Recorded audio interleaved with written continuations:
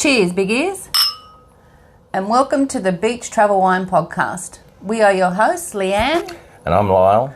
And we are not your usual travel influencers. No, we've decided we want to be travellers that travel under the influence. Okay, good joke? Reasonable. Well, there's plenty of more where that come from. So join us as we travel the world, one wine at a time. Hola. Hola, ¿cómo estás? Muy bien, y gracias. ¿Y tú? Sí, sí. We are back, as you can see, back in Spain.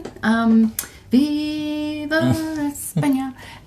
Doing a podcast today all about, you can say it? Alicante. Am I? I don't think you can say that. Alicante. And where's Alicante? Tell us about that.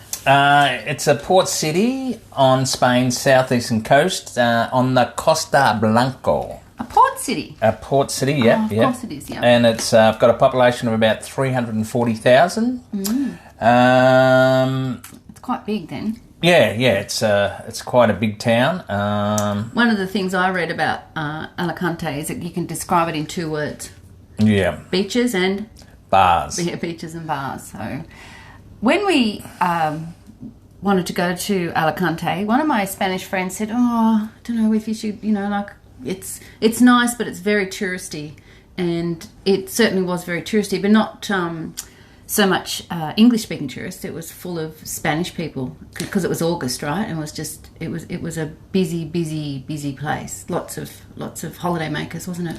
Yeah, it was definitely different than anywhere else we'd been for that reason. And there's a lot of English because just down the road a little bit you've got Benidorm, which is basically built for expat tourists. Sure. So, yeah. But it was it just because it was full of tourists, the actual town was still beautiful. Yeah, it was. It was beautiful, and I'm glad we went because we are tourists ourselves, so it doesn't matter. Yeah, right? sure. So tell us a bit more about the history. Well, the history. Yes. Although the Carthaginians conquered much of the land around Alicante, the Romans would eventually rule Hispania for over 700 years. Okay. Now, Carthaginians are from Tunisia, around that area. By the 5th century AD, Rome was in decline. Alicante was more or less under the control of the Visigoths from 400 to 700 AD.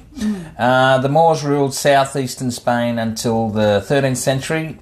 Alicante was conquered again in 1247 by a Castilian king, you're not going to believe it, Alfonso X this time, but later passed the kingdom off to Valencia.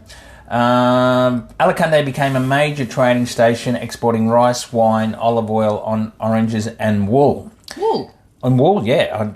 I don't know whether it was goat wool or sheep wool or whatever. In recent years, the Port Authority has established itself as one of the most important ports in Spain for cruises. Yeah, I can see why that. Yep. Sure.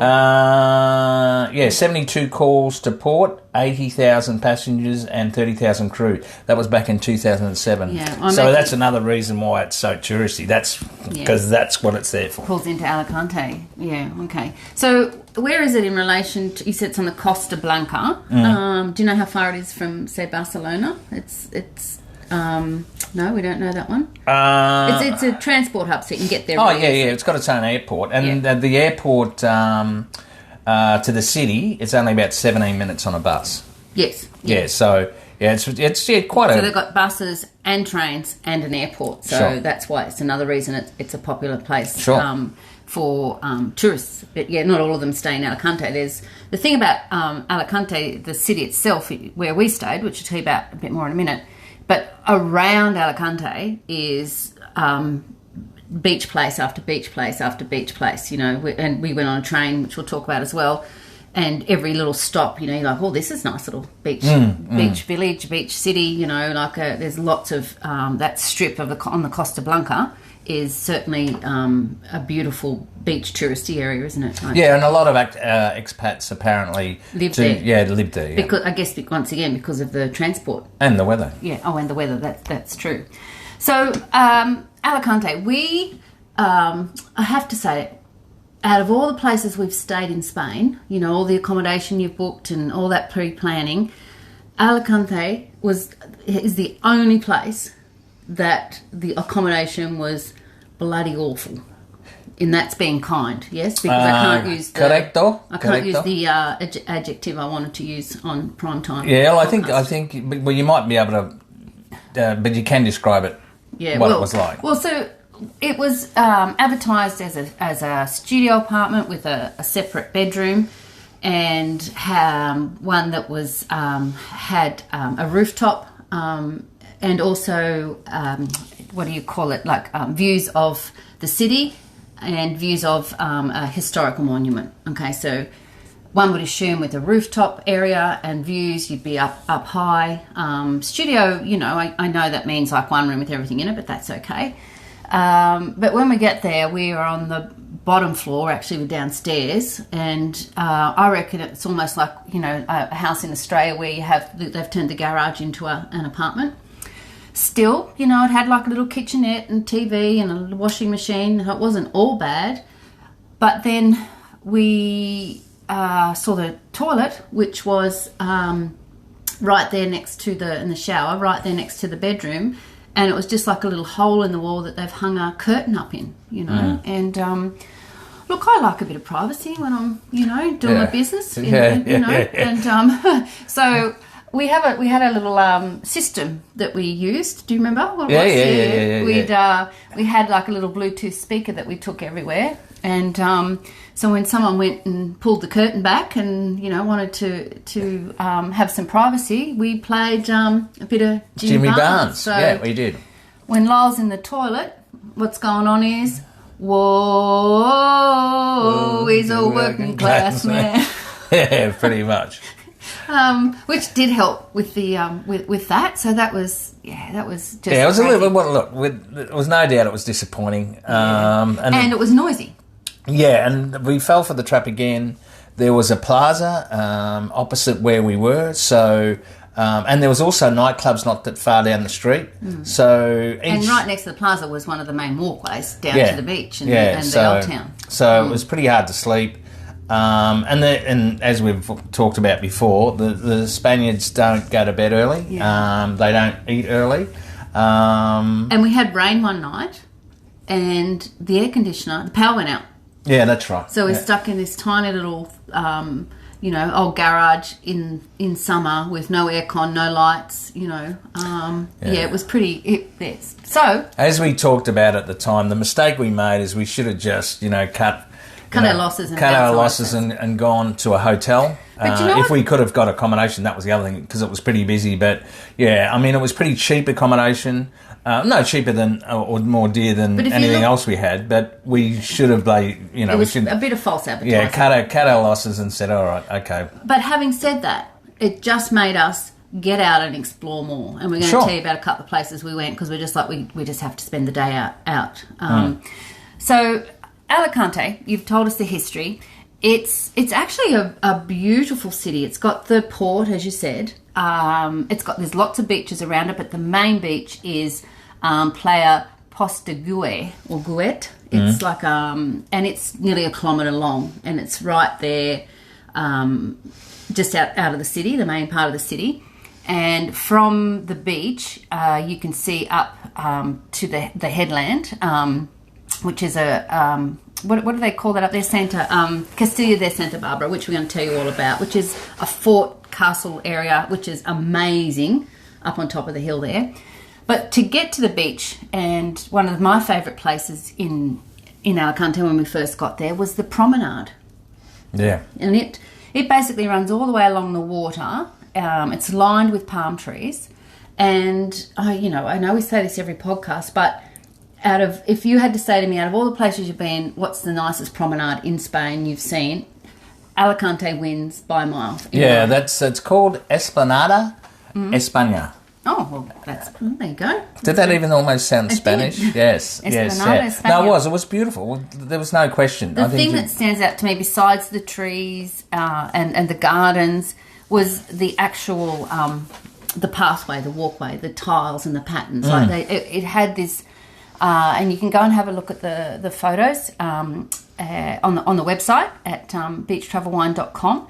And yeah, it's just the different patterns. It's like a curve pattern, and it's quite a long promenade. I'd even call it almost mesmerising. It was, yeah, true. I loved it. It was my favourite. And then at night, they've got markets there. Quite a lot of little they're not pop-up, they're permanent, I guess. But some of the stuff going on there, there's some videos, if you go to the story highlights on Instagram, there's a guy making little wooden names, and he's got all the machinery, and the big cogs are there, and he's got like wooden puppets, on the machine and stuff, and the handmade jewellery and all. It's not the cheap shit that you get at markets here. It was all what do they call that? What's the word for craftsman? Yeah, craftsman, but boutique. That boutique sort of stuff, and lots of people walking around trying to sell you balloons with fairy lights in them and all that sort of stuff at night too. So lots of atmosphere on that main promenade, wasn't it? So yeah, I loved it, and it's really wide. And we walked along that most mornings, didn't we? We went out for a walk, and of course, all throughout Alicante, there's fountains and gardens. There's not far from the promenade, there was that beautiful little rotunda in the park where we had a drink, and we walked up another sort of area where, like a promenade, where they had another big fountain, and up a few stairs to a church. Right. So there's just it's a great, pretty city to walk around and have a look at. Done that, we remember, I think it might have even been the first morning we were there. We actually got up and went for a walk, and we really walked the whole circumference of the city. And it wasn't. It's not that big. Not the old city. But very, very pretty. And one of the things we found, which I got tons of photos of, because for the grandkids, is a street called Mushroom Street, and its real name's actually San Francisco Street. But Mushroom Street's like, it was built in 2013 to try and boost business in the street, because the shops were on a bit of a downturn. So they came up with this idea, and it's like a fairyland. It's a yellow brick road with toadstool houses and towering mushrooms. And they'd be 3 meters high, some of them, and they're bright painted, and you just walk in and out of these big toadstools and along the yellow brick road. I'd never heard of it till I got there. It was impressive. Yeah, it was beautiful. So yeah, lots of photos and videos of that, just for all the grandkids back at home. I've still got 8. You'd be pleased to know. Didn't waste any after Lyle suggested I should.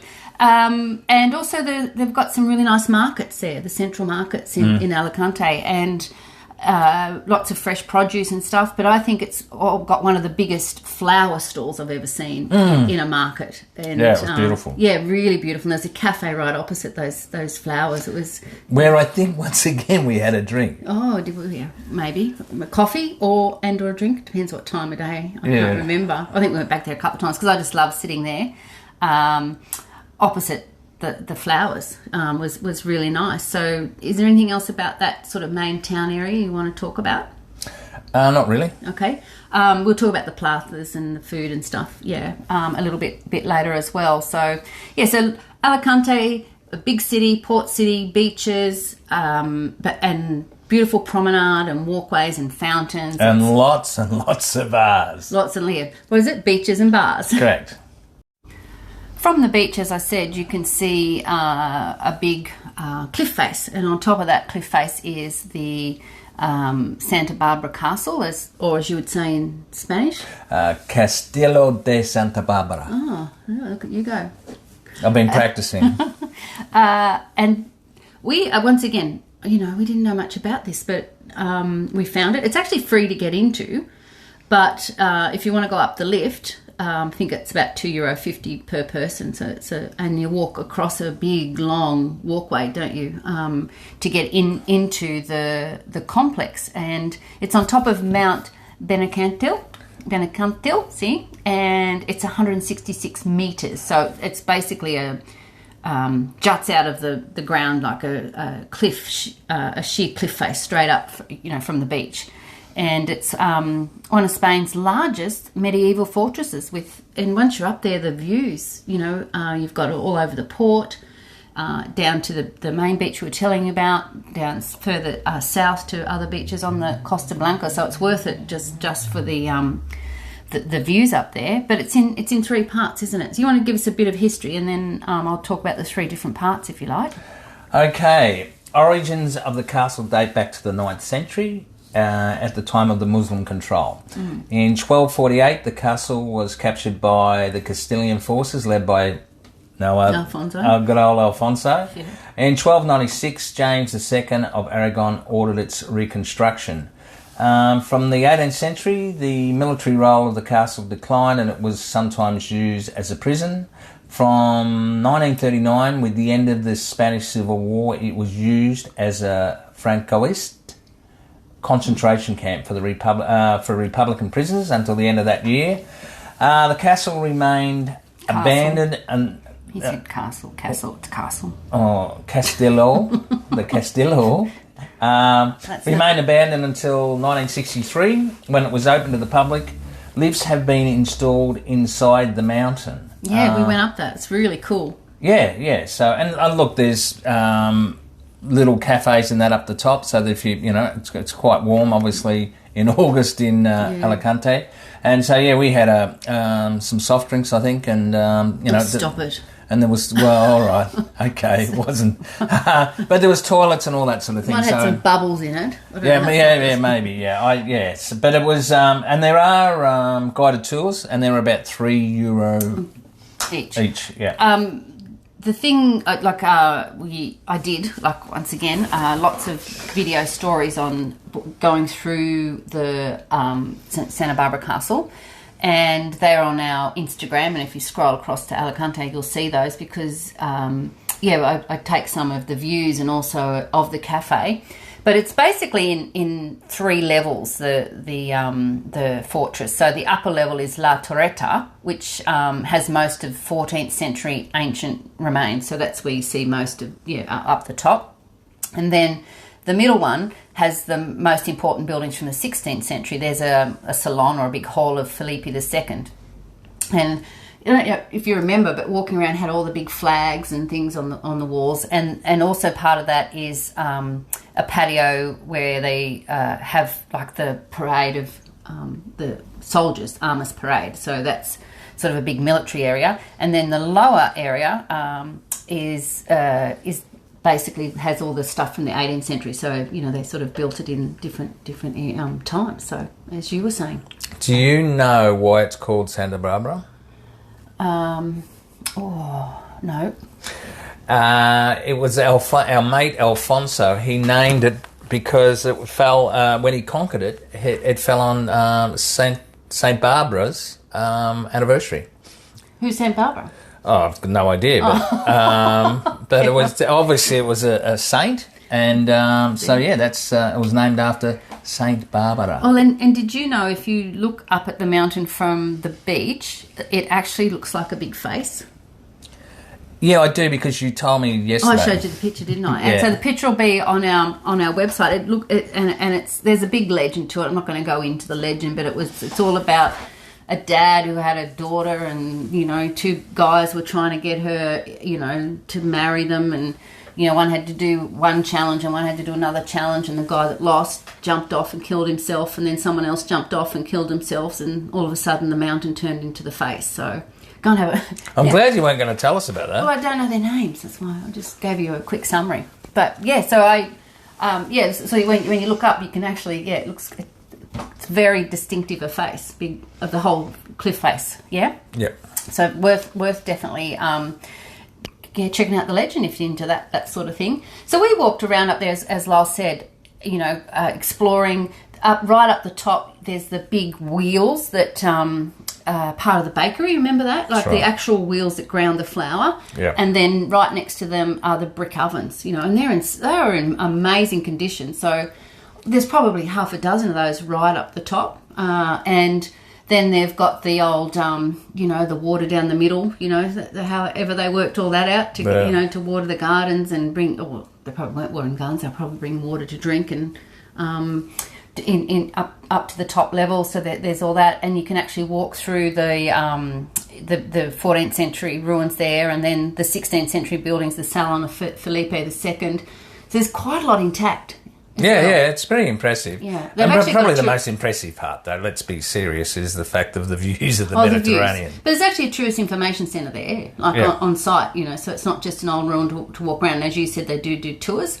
And then we actually found a way to get back down. Oh, it was funny. Like, it took us a while to find how to get up there and get up the lift, and had a decent walk to find that.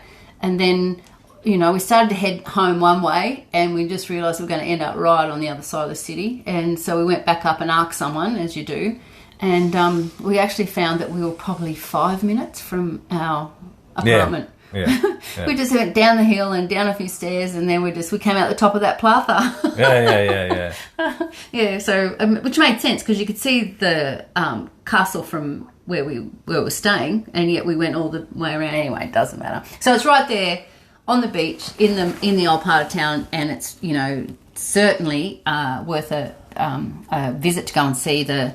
You want to tell me in Spanish what it is again? Castillo de Santa Barbara. Santa Barbara. Barbara? Saint Barbara. Saint Barbara, yeah. Sounds a bit Australian, really, doesn't it? It does, really. So one afternoon we are out exploring, and we come across, this is in the main sort of old town part of Alicante. Exploring, define exploring, does that finding mean... a bar, yeah. Is that sort of wasting time before we can have a drink? Yeah. Okay. No, I think we were just trying to find somewhere different to have a glass of wine, as we do, And we came around the corner, and there's this big figurine outside a doorway, and we came across the Museo de Fogueres. And do you know what that is? Don't read my notes. No, Leanne. It is called the Bonfire Museum, and it's fascinating because we walked in, and all there were models of, how would you describe it? There's parts of storybooks there, all made out of papier-mâché, life-size, sometimes bigger than life-size. There's historical characters like, who's the mum? Charlie Chaplin. Yeah, like papier-mâché. There's really weird ones, like something from Alice in Wonderland, and then there's a full-size wagon with people sitting on it with, goggly eyes, and the animals underneath. Yeah, the ducks. The ducks, and then there's and a pig, and then there's mermaids, and there's some little papier-mâché models, and then there's some massive ones. There's a big witch and a flamenco dancer, and there's hundreds of them in this museum. And we were like, mesmerised, blown away. It was just fascinating. And the craftsmanship that and the time that must go in to make these life-size artworks. Really. It's hard to actually explain how good they were. So once again, go to the website, go to the show notes. There'll be some pickies there, or once again the Instagram stories under Alicante. You'll see them. Now, I think there's a photo of the you there with one of the models that happened to have a big nose, and I think you were picking it for him. I think so. I think that was you. Well, it's something I do, but. But so this museum is the Bonfire Museum. Now let me tell you, why are these? I hear you ask, why is this museum? Yeah, why is it called the Bonfire Museum? Well, there's the most famous festival in Alicante is called how am I going to get this? Los Fogueres de San Juan. Now, every year in June, there are more than 200 of these papier-mâché artworks, I'd call them, monuments, which they call bonfires, that are around the city. And they plant them all in different spots around the city. So people make them. It's a competition. And then on June 24th, they burn them. and they all go up in smoke. It's like I guess it's a bit like because they have firecrackers as well. So we saw a video of it. Yeah, so it's a bit like cracker night. Yeah, isn't it? In Australia, the old cracker night that we used to have. So the museum houses the ones that are saved. How are they saved? How are they saved? I was going to just answer that question. Well done. They're saved from the fire by popular vote. So I guess people go around, and the ones that stand out, that are most beautiful, or people vote, and then they actually get to go into the museum. So can you imagine how many are burnt? Like, it's almost a bit sad because they're so amazing. But yeah, so the ones that are in there are obviously some of the better ones, and they obviously because we saw them. But this museum is fascinating. Yeah, it sounds weird that we're raving on about it so much because it's like paper mache.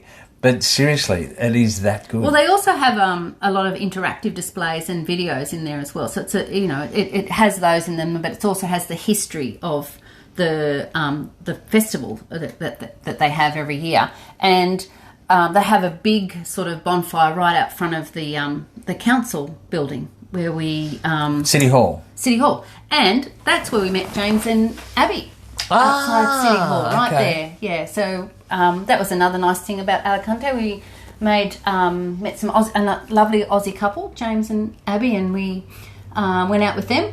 Yeah. And they got their car locked because they parked in the wrong spot. Yeah, and they rang you because you could speak Spanish, to go and help them. But by the time we were on our way, they'd sorted it out. But that would have been terrifying for them, because they were heading. I don't know where they're heading next, but it was nice to meet some other Aussies in Alicante around there. And I think we told them all about. That's what made me think of it too. We told them all about it because we met them outside that what do you call it, town hall area. So, and that museo de Fogueres is probably 2 streets from the main area. So it's not far. No, it's easy to find, and you could probably walk up the Mushroom Street to get to it. So it's all these quirky things that you don't. We say beers, bars, and beaches describes Alicante, but for me, it's like so many different things with the promenade, Mushroom Street, that museum. There's a whole lot of other stuff going on there, and that's sort of the markets with all the unusual sort of stalls there as well. So there's a lot of funky things happening in Alicante, wasn't there? Yeah. So we decided then the next day we were going to go on a day trip because back to Abby and James. They had spoken to some people, or they had been themselves, and they recommended that we go to. Where did we go? Do you remember? Altea. No. That's the next one. No, the first place we went was Tabarca Island. Oh, okay. Recommended. So Tabarca Island is a really easy, fun day trip from Alicante. Yep. And how much did it cost us to do that? It was about €20 each. Okay. You catch the boat from the harbour there, and the harbour there, it's pretty impressive. The marina in itself, but yeah, you just there's a little stall at the actual harbour where you purchase the tickets, and then you head off out to Tabarca Island. It's 11 nautical miles. Did you know that? Yeah. Well, it took about 45 minutes, I think. Which is 11 nautical miles, I guess. It's the island itself is 1,800 metres long and 400 metres wide. And I actually thought it was just like a little island that you went to and sat and had a swim and, went home. But it's actually has a fair bit of history on it. And, buildings on it, like had a walled city because... years ago, it was where pirates used to go in the bay and have refuge there. And in the 18th century, not Alfonso, King Carlos III, ordered to be fortified with walls around the town, so keep the pirates out. And then he actually built a little city inside those walls for the nearly 300 fishermen that were there. Now, they were there as slaves from a place in the tip of Africa called Tabarca. So that's why... Oh, okay. And he freed the slaves, and that's why it was was named Tabarca Island, but it's not just the one beach that we went to. There's lots of little coves and other beaches around. There's lots of, I've just mentioned before, there's fishing. It's fishing village. There's a museum, and you can even stay there overnight if you want to. And you can actually walk around the city walls. There's a lighthouse, so you can do the history thing if you want to. When we got there, though, we decided we wanted a beach chair. Do you remember? And I could see there's probably, I don't know, maybe 40 beach chairs, and you got to hire them. And they were filling up pretty quick. So Lan actually, I think nearly pulled her did a hammy running to get the beach chair. The last chair, and it was the last chair. I know. I basically did a Frosby flop over the. Yeah, I had no idea where she was going or whatever. All of a sudden she just breaks into this sprint. And I'm knocking people out the way, sprints, and you can imagine me. I was horrified, were. but she did get the last chair. She did get the last chair. That's probably how I got my dicky leg. Yeah, maybe. So we did that, and I hired you can hire snorkels and face masks there. There's actually a little video of that too. It's like one of those full face masks. Oh, it's attractive. Full face mask. Yeah. So you look ridiculous, but thanks, anyway, honey. that's all right. Yeah, looked like I was in a fishbowl, didn't I? Yeah. And then after sort of snorkeling, there's not a lot to see, but anyway, I got the mask, so I was going to use it. We decided we'd have lunch, so there's some nice little restaurants, and we got a seat right at the front of this restaurant, and we ordered paella. It was the best paella I had in Spain. By far. It was spectacular. Yeah. And it had all the fresh seafood in it because it's it was beautiful. Island. It was really, really nice. So, and we were right on the edge. We were watching people walk past, right on the water. And that was a pretty special lunch. So Tabarca Island is a great spot for you to have a day trip from Alicante. So now we come to one of my favourite day trips of all time in Spain. There's been a few, I know I keep saying that, but this one sticks in my mind. We, as I said earlier, we needed to get out of our apartment, just because it was so small and hot and all that. And we'd had enough of the beach. It was quite a crowded beach, and so we decided we're going to do another day trip. And we were brave, and we went and hopped on a train, and we headed to what they call the Santorini of Spain, don't they? They do. And it's called Altea. And Altea is the prettiest, by far, white village in Spain that I've ever seen. Yeah, I can see it in front of me right now. It's absolutely beautiful. Yeah. So it's, how can we describe it? As I said, it's like they call it the Santorini of Spain, but it's less people and absolutely charming. And you arrive at Altea at the train station, which is obviously down at sea level. Yeah. And you look up to the left, or you can see and they're not just white; they are bright white. There were people painting them as we were there, weren't there? Yeah. I think that, and there's behind them there are some mountains. It's the Sierra Bernier Mountains, which are 1,100 meters high, and they've also got blue roofs. Yeah, and they've also got the blue frames as well. The blue frames. It's very much like, as you said, if you've seen photos of Santorini, which everybody has, and it's always the white buildings with the blue dome. Yeah, and it's very, very similar. Well, and the highest point is the bell tower of the church, which is Nuestra Señora del Consuelo Church, and it has blue tiled domes on it, so that's why people think it's like Santorini. See, and that bright blue, shining tiles on top of this church, and they glisten in the sun. So, and out the front of the church is Plaza de Iglesia, the church plaza. And if you can just imagine you're standing up. You walked up from sea level up the cobblestone streets. There's no cars. They can't fit up. They're narrow streets. Yeah. All the houses are bright snow white. They've got the blue frames. They've got the beautiful flowers on the balconies. They've even got lots of artwork. They had pictures hanging on the balustrades of the balconies. You don't know which way to turn. You don't know, should we go down there and see that one? Should we go up here? You just are like in a bit of a dream following, you just can't believe how beautiful it is. Eventually we heard church bells ringing, and we're like, okay, we need to go up there. So we eventually find our way after I stop and take, how many photos of the bougainvillea and the white buildings and the cobblestone streets.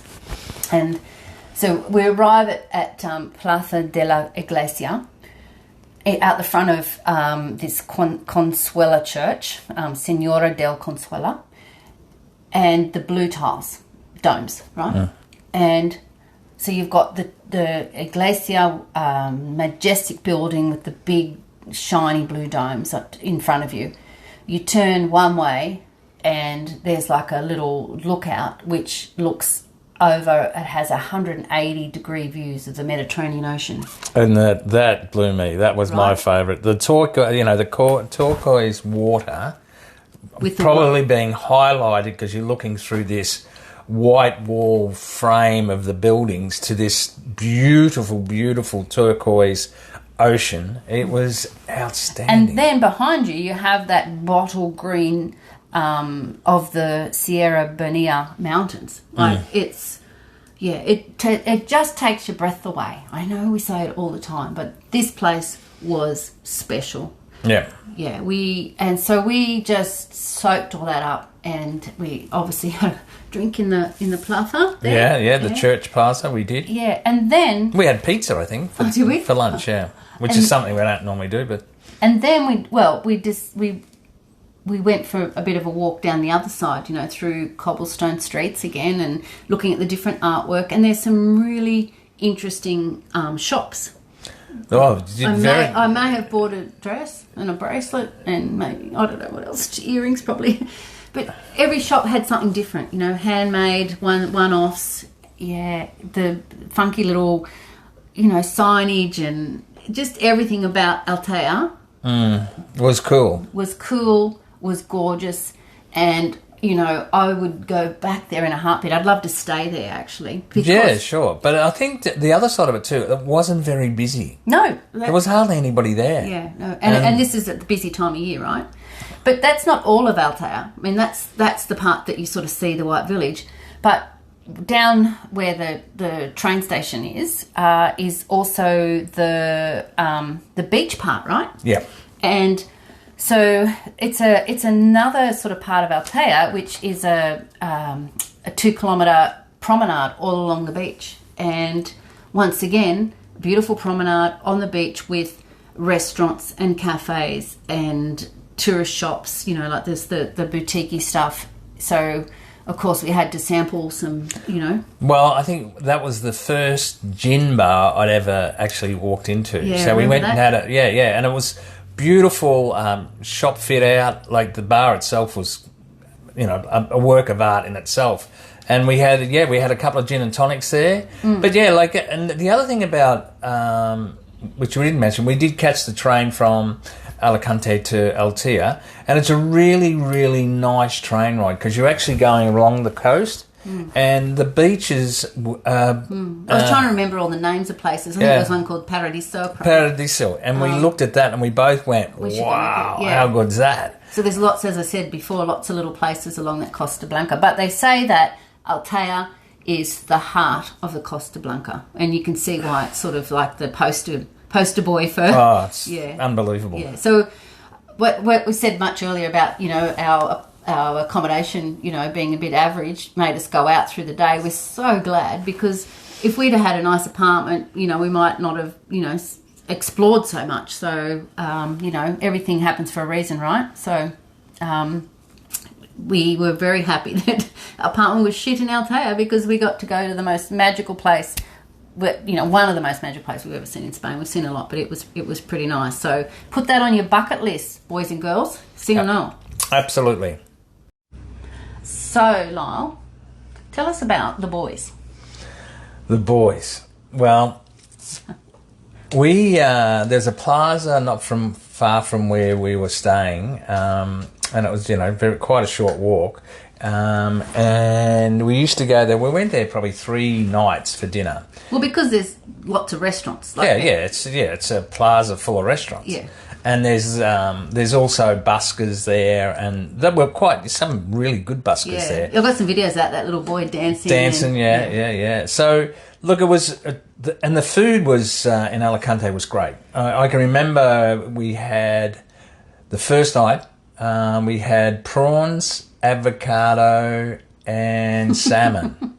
Like, you can't go wrong. No. Anyway, we had that, and it was cheap.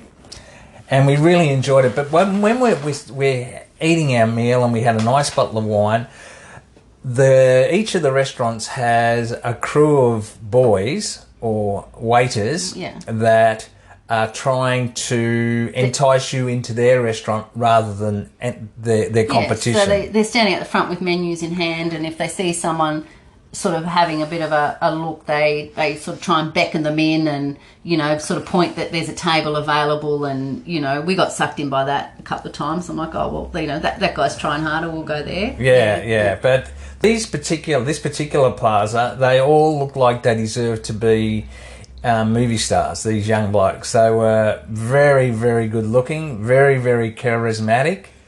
And the one thing that we notice is that the younger and the more prettier the guest or the visitor to the restaurant, the more enthusiastic they were. And we were trying to get them in. Yeah, trying to get them in. And so you see some of the oldies walking past, and they just like, oh, do you want a menu? No thanks. But like the pretty girls walk past, and they they're even calling, and like, I've got a table for you, and then the next guy up gets in on the act, and he tries to entice them in. It's a real game between them, isn't it? Oh yeah, and it's done in the best of intentions. Intentions. Yeah. Like, the guys are actually playing up to each other too. Like, and it was so entertaining. I think we probably had dinner there 3 nights in a row. But also the people that are trying to get in, if they just say no and keep walking, that don't annoy them. But, sometimes they play back, don't they? Yeah, so it was a bit of a game backwards and forwards, I think. And, so we sat and watched this, was sort of our entertainment a few nights, wasn't it? And the best part of it was the food was fabulous. Yeah, it was. It didn't matter which one you're at. And they were really nice blokes. So anyway, the last night we were there, I went up to one of the guys, and the ringleader of the ringleader, and I went up and I said, I want to get a photo with you and you guys with my wife. And he's gone, what, just me? And I said, no, all of him. Anyway, so there was probably 4 of the guys, and they weren't all from just for this restaurant. They were from a couple of restaurants. And here's Leon, and Leon, we've got this photo, and it is the best photo with the 4 or 5 guys all giving Leon a hug at the table, and it was just priceless. So it was good. And what did we do with that guy? They got the koala award. They did get the koala award. Yeah. So great atmosphere, and they great think that's so special, don't they? He was so happy with that. Yeah. He was too. Yeah, but it was interesting. One of the other places that where we had a drink, which I'd forgotten about. Remember that bar right on the harbour, on the marina? I thought of that earlier. Yeah, and it was beautiful. They had nice, I think we had mojitos there. Yeah, and we went there a couple of times, and it was near where we caught the boat to... Yeah. But none of it's far away, though. The old town, the town hall, the beach, the promenade, and this. So, there's a lot of stuff there close together. Yeah. But the ironical thing about this particular restaurant, we walked in, and in Australia it's very workplace health and safety. There's, everything's got barriers, and, whereas this restaurant... You were so close to the edge of the water. You were on the edge. Like, I could have basically leaned over backwards in my chair and fallen straight into the water. Yeah, sure. If you had have sort of adjusted your chair that little bit and forgotten where you were, you could end up in the drink. Yeah, sure. But in Spain, that's all fair. Well, and worse things could have happened. It was like, the Mediterranean, nice, nice clean water. But even so, in the middle of August, we're just like, can they do that? Can they, they've got no barrier, no signage, and no cares. Yeah, brilliant, right? Yeah. And I guess if you'd had a few of the mojitos you fall in, everyone probably applaud you. Yeah.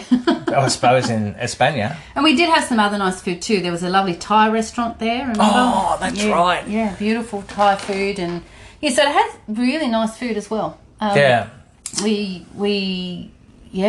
could not fault the food in Alicante at all. I even had a nice watermelon on the beach one day. They were walking around selling fresh fruit on the beach, which I thought was really nice. Remember that bar too where we went and they were carving the jamon?